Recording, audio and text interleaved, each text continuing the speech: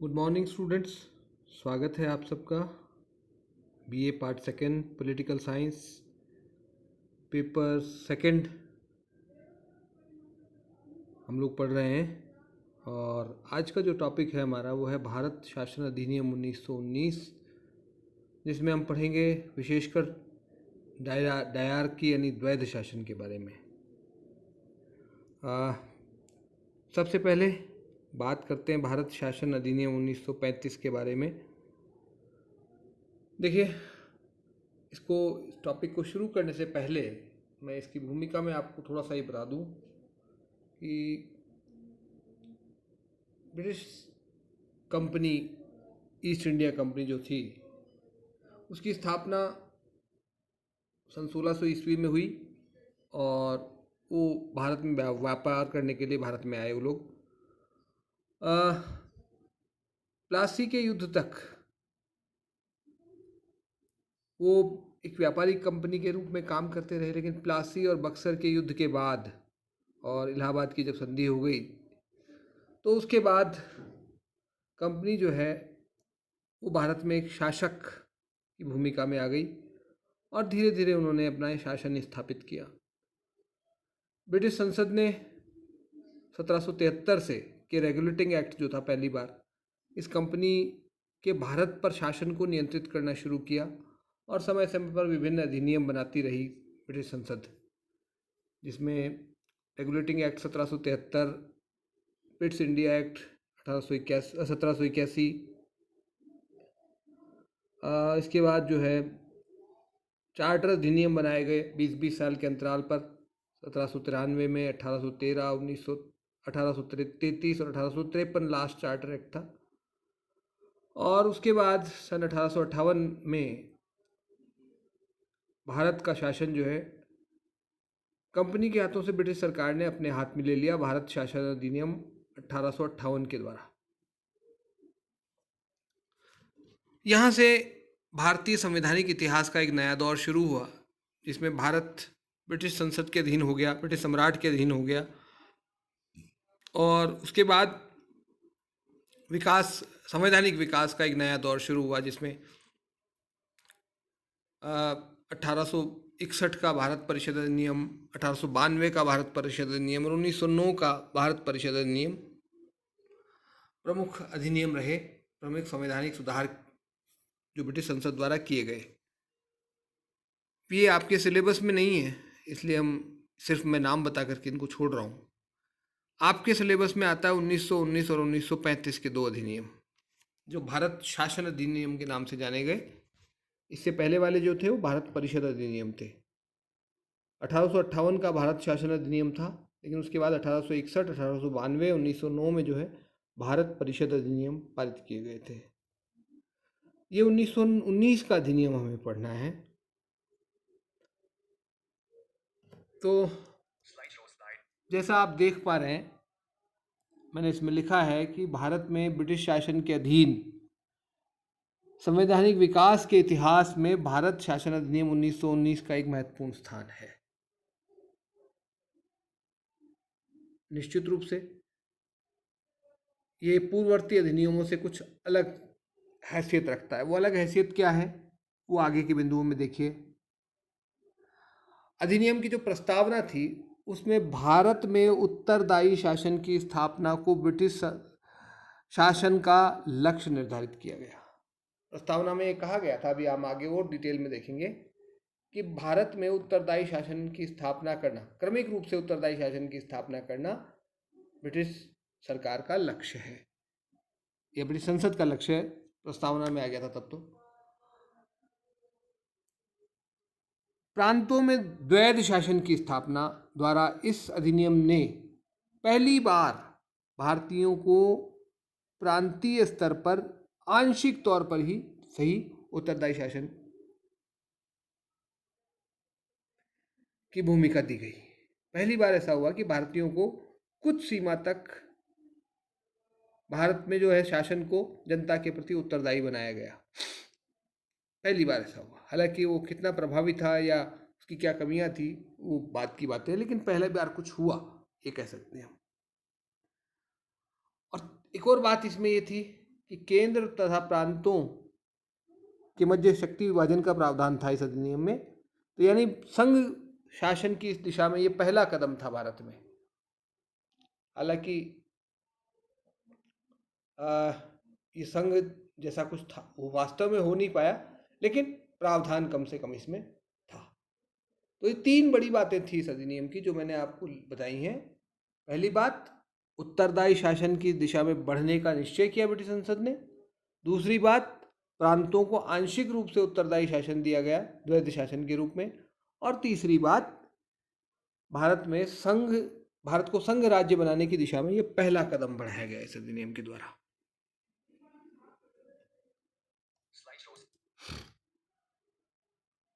अब हम बात करते हैं कारण और परिस्थितियां क्या है, किन परिस्थितियों में यह अधिनियम पारित हुआ।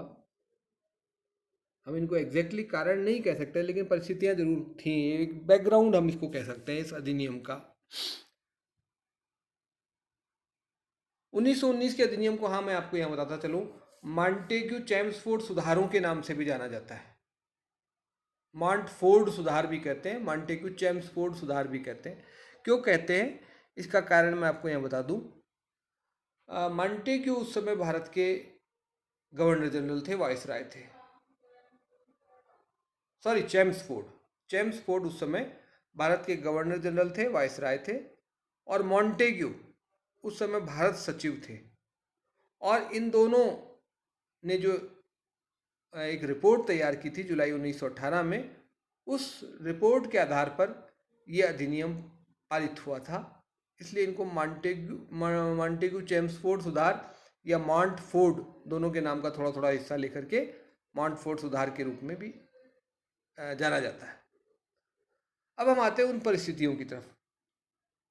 देखिए, सबसे पहली परिस्थिति ये थी कि 1909 का जो अधिनियम था, भारत परिषद अधिनियम जो था, वो अपर्याप्त था भारतीयों के लिए। भारतीयों को उसके द्वारा वास्तव में कुछ भी नहीं दिया गया था। सभी जगह परिषदों में जो है अनिर्वाचित सदस्यों का बहुमत रखा गया था। और जो चुने हुए प्रतिनिधि थे उनको कोई विशेष शक्तियां इसमें नहीं दी गई थी। उत्तरदायी शासन की दिशा में कोई भी प्रयास नहीं हुआ था इसमें। दूसरी बात इसमें थी कि सांप्रदायिक निर्वाचन की प्रणाली लागू हुई थी, इससे भी लोग नाराज थे इससे। और इसके खिलाफ जो है भारत में इसके खिलाफ आवाज उठ रही थी 1909 के अधिनियम के खिलाफ। दूसरी बात, जिन मुसलमानों को सांप्रदायिक निर्वाचन का लाभ दिया गया था इस अधिनियम से, वो भी नाराज थे इससे तो नहीं नाराज थे, इस अधिनियम से नहीं, बल्कि परिस्थितियां ऐसी पैदा हो गई थी आगे चल करके जिनकी वजह से वो ब्रिटिश सरकार से नाराज हुए। पहली बात तो ये कि अलीगढ़ मुस्लिम विश्वविद्यालय की स्थापना के लिए जो टर्म्स एंड कंडीशंस तय होनी थी उनको लेकर के मुसलमान नाराज थे। ब्रिटिश सरकार देर कर रही थी उसमें। दूसरी बात, बंगाल का विभाजन 1911 में रद्द कर दिया गया था, जिसमें मुस्लिम बहुल पूर्वी बंगाल को अलग प्रांत बनाए जाने का प्रावधान किया गया था 1905 में। उस 1905 के विभाजन को 1911 में रद्द कर दिया गया था, तो मुसलमान इस वजह से भी नाराज थे। तीसरा, प्रथम विश्व युद्ध के दौरान खलीफा जो तुर्की का मतलब इनका धार्मिक मुखिया था, तुर्की का जो शासक था, उसके खिलाफ जो ब्रिटेन की नीति थी तुर्की के खिलाफ, उससे भी मुस्लिम लोग नाराज थे। और आपको मैंने पिछले जब असहयोग आंदोलन पढ़ा था तो मैंने बताया था कि खिलाफत आंदोलन क्यों चला था, तो वो सारा बैकग्राउंड आपको पता होगा। तो ये तीन कारणों से मुसलमान भी धीरे धीरे ब्रिटिश सरकार से नाराज हुए। तीसरी बड़ी परिस्थिति ये थी कि होम रूल आंदोलन भारत में शुरू हो चुका था तिलक और एनी बेसेंट के प्रयासों से, और इसने भारत में जन जागरण की दिशा में बहुत महत्वपूर्ण योगदान किया। चौथी बात, क्रांतिकारी आंदोलन भी भारत में चल रहा था, और इन क्रांतिकारियों ने सरकार की नाक में दम कर रखा था। सरकार पर दबाव था, यानी कहने का मतलब। और ये दबाव कहाँ दिखता था? ये जो विभिन्न अधिनियम मैंने नीचे बता रखे हैं आपको, कौन कौन से अधिनियम देखिए। भारतीय प्रेस अधिनियम 1910, प्रेस की आज़ादी को खत्म करने के लिए बनाया गया सरकार के द्वारा। इसी तरह से राजद्रोह अधिनियम 1911, सरकार के खिलाफ कुछ भी बोलोगे तो राजद्रोह माना जाएगा। आपराधिक संशोधन अधिनियम 1913, ये सब ऐसे अधिनियम थे जिनके द्वारा सरकार ने दमन चक्र चलाया भारत में। और एक और ये बड़ा अधिनियम था, भारत रक्षा अधिनियम, डिफेंस ऑफ इंडिया एक्ट 1915 का। इसमें भारतीयों की राजनीतिक गतिविधियों को रोकने के लिए प्रावधान ये था कि भैया सीधे सीधे जेल डाल दिया जाएगा, बिना कोई मुकदमा नहीं, कोई अपील दलील और कुछ वकील कुछ नहीं मिलेगा आपको, ऐसा कानून था ये। और इसी का अगला वर्जन रॉलेट एक्ट के रूप में आया था युद्ध समाप्ति के बाद। तो इन सब परिस्थितियों में, मतलब ये परिस्थितियां दिखाती हैं सारी कि भारत में ज़बरदस्त आक्रोश था सरकार के प्रति और आंदोलन चल रहा था और सरकार उसका दमन कर रही थी। प्रथम विश्व युद्ध के दौरान भारतीयों ने बहुत मदद की ब्रिटिश सरकार की, पैसा भी दिया और सैनिक भी दिए। और भारतीय उम्मीद कर रहे थे कि जो आत्मनिर्णय के अधिकार की बात चल रही थी, लोकतंत्र को बढ़ावा देने की बात चल रही थी, ब्रिटेन वाले ये लोग कह रहे थे कि लोकतंत्र के लिए युद्ध लड़ा जा रहा है, तो भारत में भी कुछ कम से कम आंतरिक सुशासन तो मिलेगा, ऐसी उम्मीद कर रहे थे। तो इन सभी परिस्थितियों में जो है ये सुधार जो है सामने आए, यानी सुधारों का बैकग्राउंड ये रहा।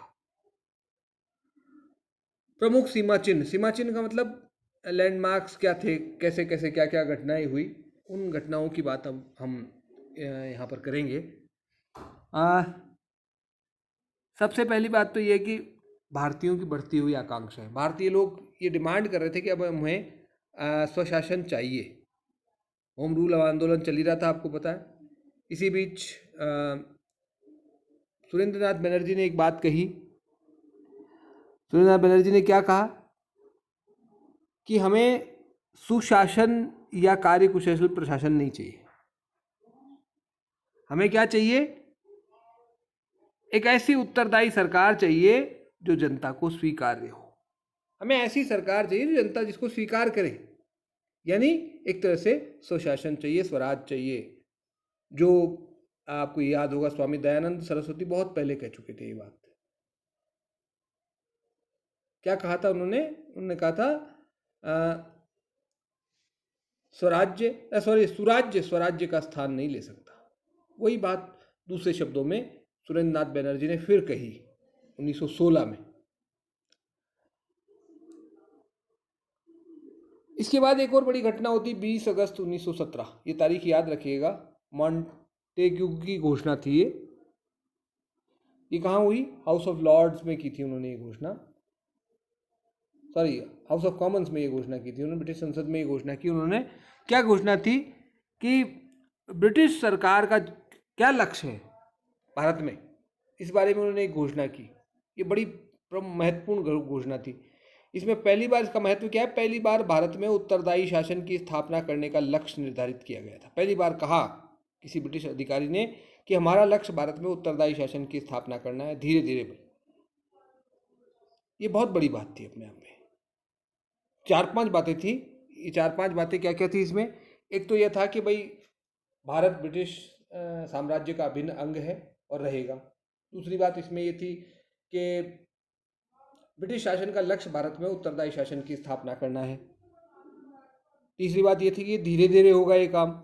चौथी बात ये थी कि इसके लिए क्या किया जाएगा। 2 बातें उन्होंने बताई थी इसमें कि एक तो जनता को, भारतीय जनता को धीरे धीरे प्रशासन में भागीदारी, सब प्रशासन के सभी क्षेत्रों में भागीदारी दी जाएगी, और दूसरी बात उत्तरदायी संस्थाओं का विकास किया जाएगा। तो ये सारी बातें इस घोषणा में थी। ये बहुत अहम घोषणा थी।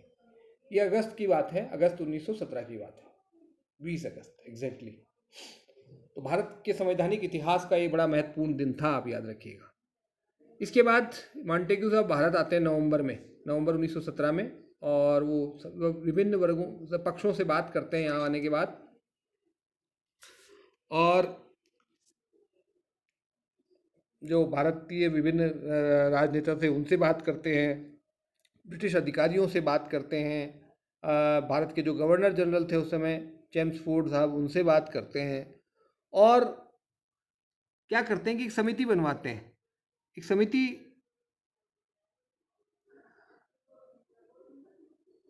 मिलकर के चेम्सफोर्ड साहब के साथ जो इनकी बातचीत होती है उस सब के साथ मिल करके वो एक रिपोर्ट तैयार करवाते हैं। और वो रिपोर्ट क्या होती है? मॉन्टफोर्ड प्रतिवेदन कहलाता है। दोनों के नाम है इसमें, मॉन्टेग्यू का मॉन्ट ले लिया, चेम्सफोर्ड का फोर्ड ले लिया। मॉन्टफोर्ड रिपोर्ट के नाम से ये रिपोर्ट प्रकाशित होती है जुलाई 1918 में।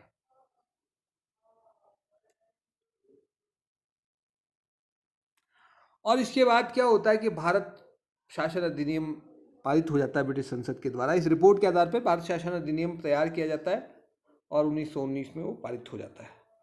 तो ये प्रमुख घटनाएं रही इस सारी प्रक्रिया में। नेक्स्ट जो स्लाइड है हमारी वो विशेषताओं की है। क्या विशेषताएं थी इसकी, उनकी बात अब हम करेंगे। तो आज हम अपनी बातचीत यहीं तक सीमित रखते हैं। अगली जो लेक्चर होगा हमारा कल वाला, उसमें हम बात करेंगे इसकी विशेषताओं की, विभिन्न विशेषताओं की चर्चा हम करेंगे।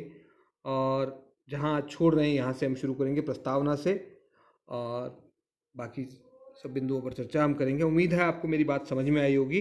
अगर कोई कठिनाई हो तो आप मुझसे संपर्क कर सकते हैं। धन्यवाद।